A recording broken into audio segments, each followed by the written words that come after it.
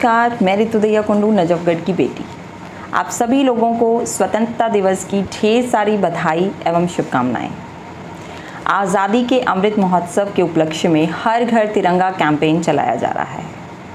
ऐसे में तिरंगे के रखरखाव से संबंधित कुछ ज़रूरी बातें हैं जो हमें जान लेनी चाहिए, क्योंकि 15 अगस्त तक तिरंगा लगाया जाएगा, तिरंगा फहराया जाएगा, परंतु उसके बाद तिरंगों की जो हालत होती है वो आप सब लोगों से छिपी नहीं है।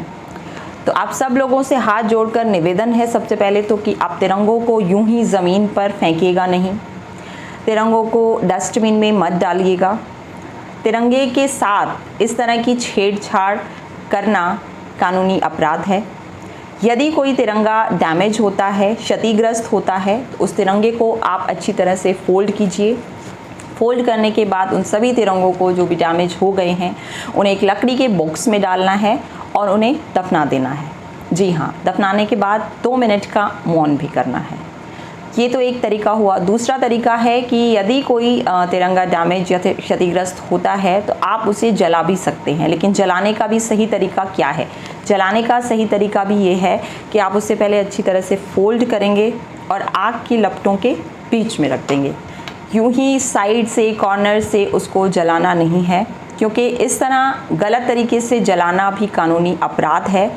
तो आप इन सब चीज़ों का भी खासा ख्याल रखें कि तिरंगे के साथ 15 अगस्त तक ही नहीं, 15 अगस्त के बाद भी हमें वही सेंसिटिविटी दिखानी चाहिए जो हम पहले दिखा रहे हैं।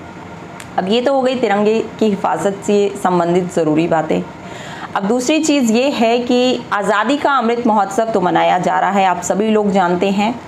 और आज़ादी का अमृत महोत्सव मनाने के साथ साथ कोई भी पॉलिटिकल पार्टी, कोई भी राजनेता अपनी राजनीति से बाज नहीं आ रहे हैं। वो इस तिरंगे को भी और हमारी 75वीं वर्षगांठ को भी, आज़ादी को भी अपनी राजनीति चमकाने के लिए इस्तेमाल कर रहे हैं।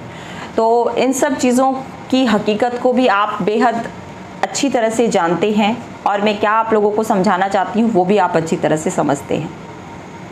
उस बूढ़े अंकल ने तिरंगा अपने घर की छत पे लगा तो दिया है, पर वो अभी भी बुढ़ापा पेंशन का इंतज़ार कर रहे हैं।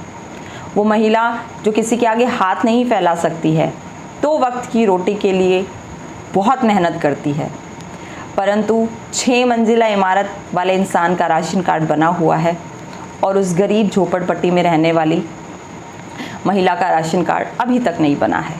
तिरंगा हाथ में लिए वो भी बैठी है। तो मुझे लगता है कि ये जो 75वीं वर्षगांठ है, इस पर कुछ ऐसी योजनाएं जो काफ़ी समय से बंद पड़ी हैं, उनकी भी उम्मीदें हैं कि वो खुल जाएं और लोग बहुत ही उम्मीद भरी नज़रों से अपने प्रधानमंत्री, अपने राष्ट्रपति की बातों का इंतज़ार कर रहे हैं, उन योजनाओं के वापस से शुरू होने का इंतज़ार कर रहे हैं। तो इस आज़ादी के अमृत महोत्सव के उपलक्ष्य में उन सभी लोगों तक ये सब चीज़ें, ज़रूरी साधन भी पहुंचने बहुत ज़रूरी हैं। ये हर घर तिरंगा अच्छी बात है, हर घर रोज़गार भी चाहिए, हर हिंदुस्तानी को घर भी चाहिए। इन सब चीज़ों के बारे में भी आप ही को सोचना है। बहुत अच्छी बात है कि आपने ये कैंपेन शुरू किया। तिरंगे का महत्व शायद अब आप भी जान गए हैं। तो अब तिरंगे के इस महत्व के साथ साथ हर हिंदुस्तानी के महत्व को, हर उस स्वतंत्रता सेनानी के महत्व को जिनकी बलिदान की वजह से हमारा देश आज़ाद हुआ है, उसे भी समझना ज़रूरी है। लाखों रुपए खर्च करके जिन माता पिता ने अपने बच्चों को पढ़ाया है, आज घर में कलेश इसलिए है कि बच्चे को नौकरी नहीं मिल रही। तो मुझे लगता है कि उन सभी चेहरों पर मुस्कान भी लाना बहुत ज़रूरी है और ये सब आप ही के हाथों में है।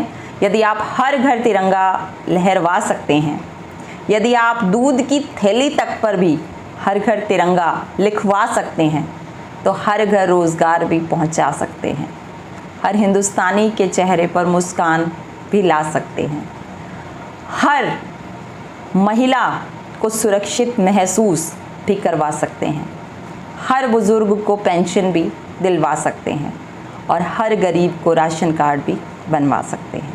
जी हाँ, जय हिंद, जय भारत। और इसी उम्मीद के साथ आप सभी लोगों को एक बार फिर आज़ादी की 75वीं वर्षगांठ की ढेर सारी बधाई एवं शुभकामनाएं ऋतुदैया कुंडू नजफगढ़ की बेटी की तरफ से। जय हिंद।